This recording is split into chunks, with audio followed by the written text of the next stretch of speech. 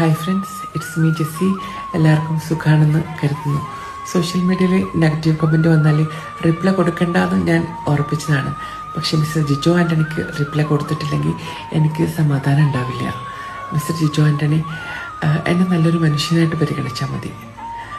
അതിന് പറ്റില്ലെങ്കിൽ just skip ചെയ്ത് പോവുക. എന്തിനാണ് ഇങ്ങനെ കളിയാക്കുന്നത്? ആണോ പെണ്ണോ എന്നൊക്കെ. ശരിക്കും ലോകത്തിലെ മുഴുവൻ ആൾക്കാരും തരണം ചെയ്യുന്ന എല്ലാ പ്രശ്നങ്ങളും, അഭിമുഖീകരിക്കുന്ന എല്ലാ പ്രശ്നങ്ങളും നമ്മൾ ഫേസ് ചെയ്യുന്നുണ്ട്.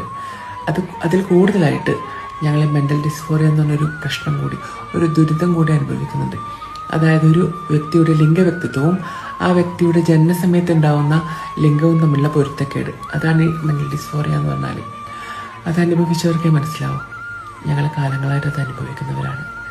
അതുമൂലം നിങ്ങളെപ്പോലെ ധാരാളം ആൾക്കാരിൽ നിന്ന് കളിയാക്കലുകളും ഒറ്റപ്പെടുത്തലും ഒക്കെ ഫേസ് ചെയ്യുന്നുണ്ട്. നിങ്ങളൊരു സ്റ്റോറി ഉണ്ട് ഇന്നലെ, കൊലപാതകങ്ങൾ ആത്മഹത്യയിലേക്ക് നയിക്കുന്നു എന്നൊക്കെ പറഞ്ഞിട്ട്. ശരിക്കും ആത്മഹത്യയിലേക്ക് ഒരു വ്യക്തി പോകുന്നത് അവർ ഒറ്റപ്പെടുമ്പോഴും കഠിനമായ വേദനകൾ സംഭവിക്കുമ്പോഴും മനസ്സിന് താങ്ങാൻ പറ്റാത്ത വിധത്തിൽ അവരെന്തെങ്കിലും പ്രശ്നങ്ങൾ ഫേസ് ചെയ്യുമ്പോഴൊക്കെയാണ്.